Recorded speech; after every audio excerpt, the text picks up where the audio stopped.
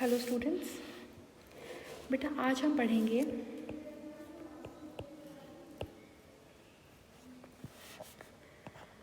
Potential energy of a magnetic dipole.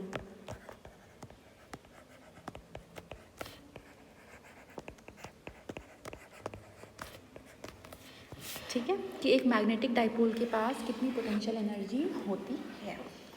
तो बेटा आपने वर्क एनर्जी कंजर्वेशन थ्योरम पढ़ा हुआ है कि अगर किसी बॉडी पे कोई वर्क किया जाता है या कोई बॉडी कोई वर्क करती है, that is stored in the form of some और the other form of energy. ठीक है, तो आपने लास्ट टॉपिक में पढ़ा था ना कि अगर हम एक इलेक्ट्रिक डाइपोल को जब हम एक्सटर्नल मैग्नेटिक फील्ड में रखते हैं, अगर हम एक इलेक्ट्रिक डाइपोल को एक्सटर्नल मैग्नेटिक फील्ड में रखते हैं तो इस पर टॉर्क लगता है और ये रोटेट कर जाता है। तो जैसे ही ये डाइपोल हमारा रोटेट करके इंक्लाइंड होगा तो उस पर वर्क हुआ है। ठीक है, रोटेशनल वर्क हुआ है। क्यों रोटेशनल वर्क हुआ है? जिससे ट्रांसलेशनल वर्क में कंडीशन आपने 9th में और 11th में पढ़ी थी कि फोर्स है, फोर्स अप्लाई हुआ और उस फोर्स की वजह से डिस्प्लेसमेंट आ गई तो वर्क हुआ है। इसी तरीके से रोटेशनल वर्क में क्या होता है कि आपने टॉर्क लगाई और टॉर्क लगाने की वजह से उसमें एंगुलर डिस्प्लेसमेंट आ गई, कुछ एंगल वो घूम गया तो भी वर्क हुआ है। तो जब कभी भी हम किसी मैग्नेटिक डाइपोल को एक्सटर्नल यूनिफॉर्म मैग्नेटिक फील्ड में रखते हैं तो टॉर्क लगने की वजह से वो रोटेट कर जाता है, कुछ एंगल वो घूम जाता है and we say that some work is done. Correct, कुछ वर्क हुआ है। This work done is stored in the form of potential energy. ठीक है, कौन सी पोटेंशियल एनर्जी?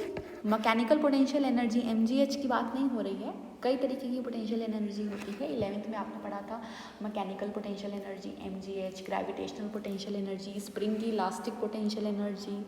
ठीक है, तो यहाँ पे बात हो रही है मैग्नेटिक पोटेंशियल एनर्जी की, क्योंकि मैग्नेट के पास मैग्नेटिक पोटेंशियल एनर्जी होगा। और आपने 12th में भी जब इलेक्ट्रिक डाइपोल का रखा था तो उसकी भी पोटेंशियल एनर्जी निकाली थी, that is called electric potential energy, क्योंकि चार्जेस की बात हो रही है। ठीक है, मैं फिर से रिपीट कर रही हूँ बेटा, जब आप एक मैग्नेटिक डाइपोल को एक्सटर्नल मैग्नेटिक फील्ड में रखते हैं तो उस पर टॉर्क लगता है, उस टॉर्क की वजह से वो थोड़ा सा रोटेट कर जाता है, we say that work is done.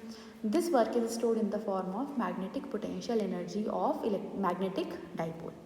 ठीक है, हमें उस पोटेंशियल एनर्जी का एक्सप्रेशन निकालना है। तो हम क्या करते हैं, हम लेट करते हैं कि हमारा जो मैग्नेटिक डाइपोल है, जब हमने इसे एक्सटर्नल मैग्नेटिक फील्ड में रखा है, इट इज रोटेटेड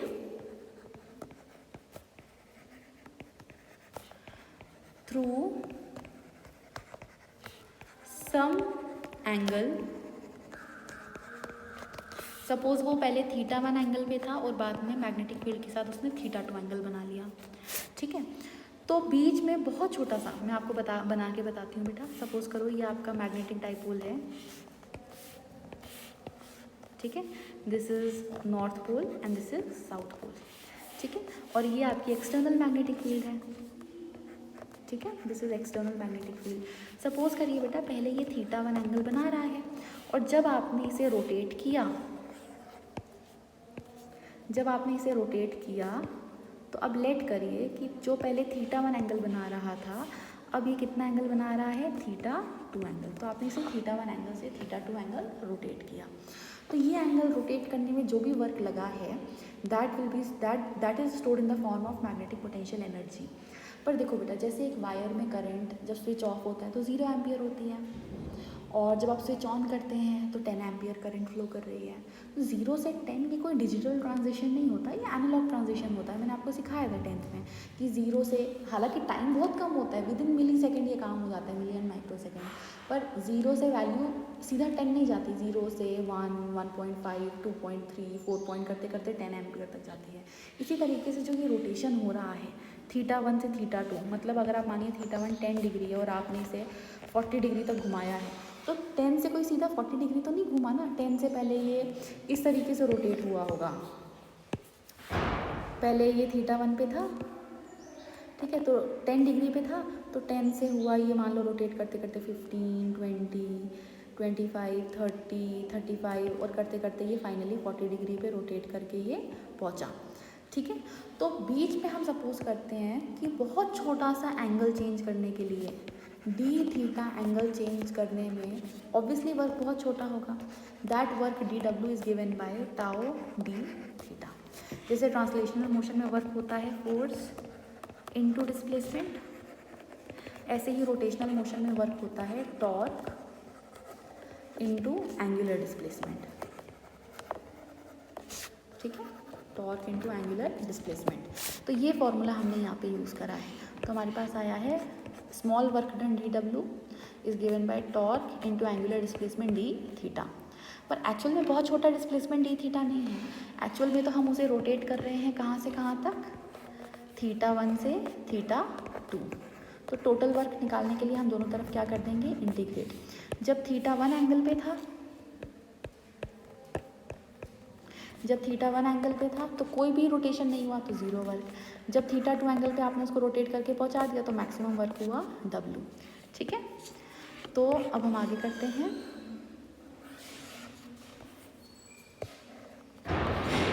तो हमारे पास टोटल वर्क डन आ जाएगा integration of tau D theta, limit theta 1 से थीटा 2, जो कि हमने उसको रोटेट किया है। आपने पिछली क्लास में टॉर्क की वैल्यू निकाली थी ना, ये टॉर्क की वैल्यू होती है mb साइन थीटा, इसको हम यूज़ करेंगे यहाँ पे।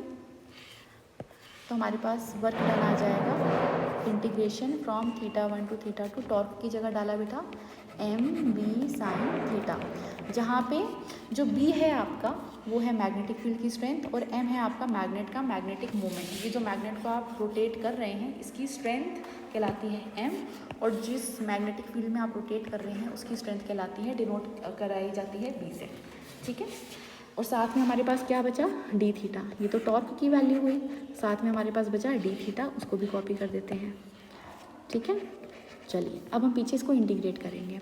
बेटा रोटेट करने की वजह से देखो m और b तो चेंज हो नहीं रहा, क्या चेंज हो रहा है, सिर्फ थीटा। तो सिर्फ साइन थीटा इंटीग्रेट होगा, ये दोनों कांस्टेंट है, ये इंटीग्रेशन के बाहर आ जाएंगे।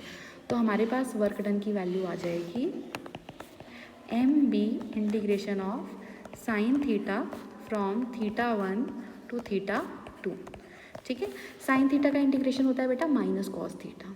ठीक है, तो हम यहाँ पे लिख देते हैं साइन थीटा का इंटीग्रेशन सॉल्व करने के बाद आया minus cos theta, limit is from theta 1 to theta 2। ठीक है, इस माइनस को हम बाहर लेके आ सकते हैं, तो ये बन जाएगा माइनस mb कॉस थीटा, फिर से लिमिट लगा दी। और लिमिट लगाने का बेटा तरीका होता है upper limit minus lower limit, मतलब पहले आप कॉस थीटा की जगह थीटा 2 लिखिए, माइनस लोअर लिमिट मतलब अब जो है थीटा की जगह क्या लिखेंगे, थीटा 1। तो हमने कर दिया upper limit minus lower limit. ठीक है, तो अब माइनस को बेटा दोबारा जब अंदर लेके जाएंगे तो ये पलट भी सकता है, तो कंफ्यूज मत होइएगा। कुछ स्टूडेंट्स कहते हैं मैम फॉर्मूला में दिया है हमें cos theta 1 minus cos theta 2, वो इसलिए हुआ है क्योंकि इस माइनस को हम अंदर ले गए तो ये नेगेटिव हो गया और ये पॉजिटिव। ठीक है, तो मॉडिफाई करके भी इस फॉर्मूला को लिख सकते हैं। और this work done is stored in the form of, I told you, potential energy से डिनोट करते हैं यू से, क्योंकि ये पोटेंशियल एनर्जी मैग्नेटिक है तो सबस्क्रिप्ट में छोटा सा m लगा देते हैं। ठीक है, तो ये मतलब हो गया magnetic potential energy. This is given by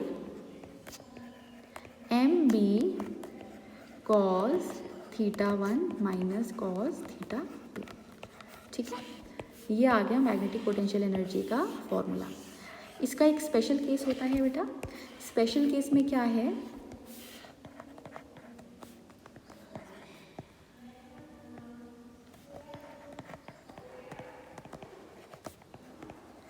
special case कहता है if the dipole is rotated from 90 degree to some angle theta. तो बेटा कुछ नहीं करना हमें, 90 डिग्री यानी कि थीटा 1 पे था और हम ये कह रहे थे ना थीटा 1 से थीटा 2 रोटेट किया है, और अब हम कह रहे हैं कि 90 डिग्री से थीटा रोटेट किया है। तो कुछ नहीं, आप जो है 90 डिग्री जो है थीटा 1 की जगह डाल दीजिए, और थीटा तक रोटेट किया है तो ये किसकी जगह डाल दीजिए, थीटा 2 की जगह। तो हमारे पास मैग्नेटिक पोटेंशियल एनर्जी की वैल्यू आ जाएगी mb कॉज थीटा 1 का मतलब कॉज 90 माइनस कॉज थीटा 2 का मतलब थीटा। स्पेशल केस में अगर आपको दिया जाता है कॉज 90 की वैल्यू तो बेटा आप जानते हैं 0 होती है, तो इसको तो हटा दीजिए। ठीक है, बचेगा आपके पास कितना माइनस कॉस थीटा, ये माइनस मल्टीप्लाई में बाहर आ जाएगा, तो हमारे पास वैल्यू आ गई U M is equals to minus M B cos theta. तो बेटा आपको बताया था ना दो वेक्टर्स लास्ट क्लास में, दो वेक्टर्स के बीच में अगर हम लेते हैं A B cos of angle between them तो वो डॉट प्रोडक्ट होता है, अगर sine of angle between two vectors लिया जाता है तो वो क्रॉस प्रोडक्ट होता है। तो आप देखिए A B cos theta A dot B के बराबर है, तो यहाँ पे हमारे पास एम बी कॉस थीटा किसके बराबर होगा, एम डॉट बी के बराबर। तो हमारे पास पोटेंशियल एनर्जी आ गई, माइनस तो कॉपी कर दीजिए, एम डॉट बी वेक्टर। ठीक है,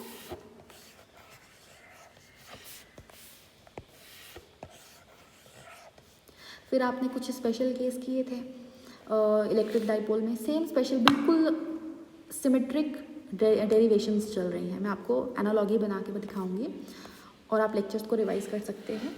स्पेशल केस में इसमें आता है ना स्टेबल और अनस्टेबल इक्विलिब्रियम, आपने पढ़ा था, आपको बहुत डिटेल में बताया था कि स्टेबल इक्विलिब्रियम तब होता है जब पोटेंशियल एनर्जी मिनिमम होती है, दैट इज़ नेगेटिव, तो हम उसे स्टेबल इक्विलिब्रियम बोलते हैं। और पोटेंशियल एनर्जी नेगेटिव तब होगी, ये नेगेटिव तब रहेगा जब कॉस थीटा प्लस होगा, ताकि प्लस माइनस आप जानते हैं किसके बराबर होता है, माइनस के।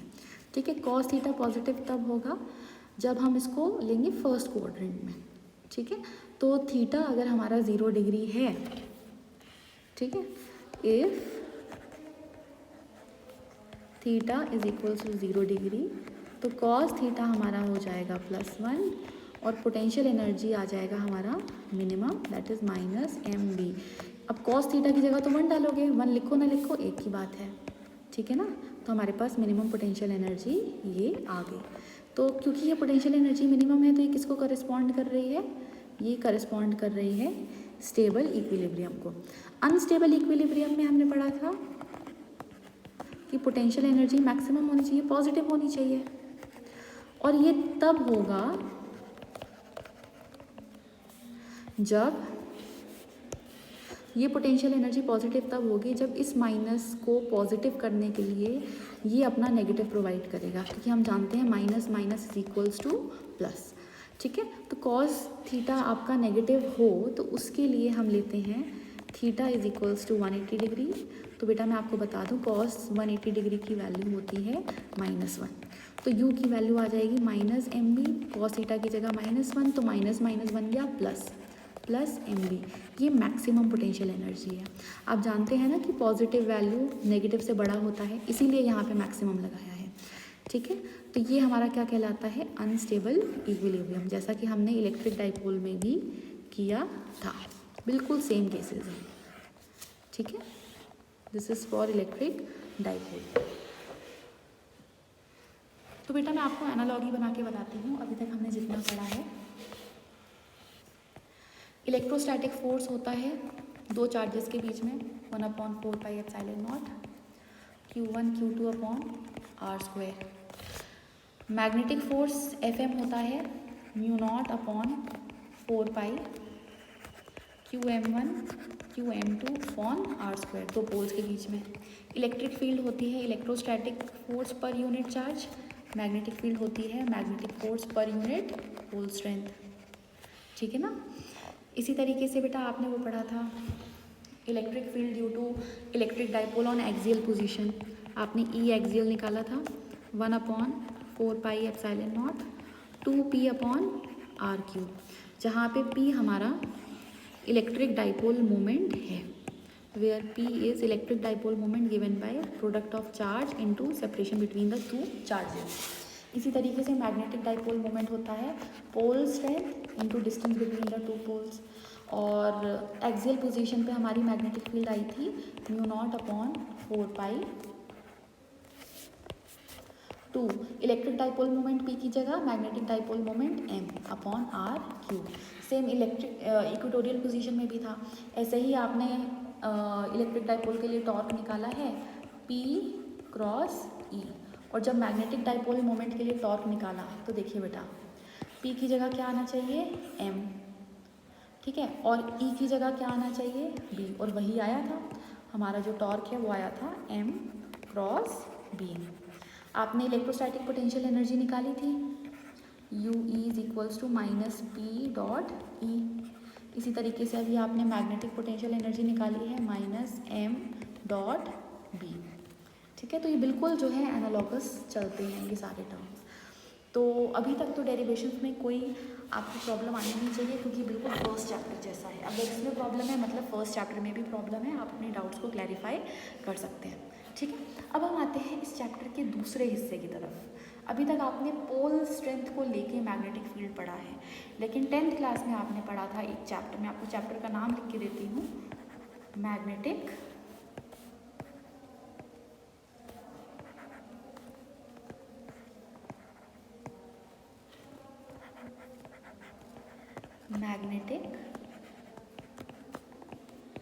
इफेक्ट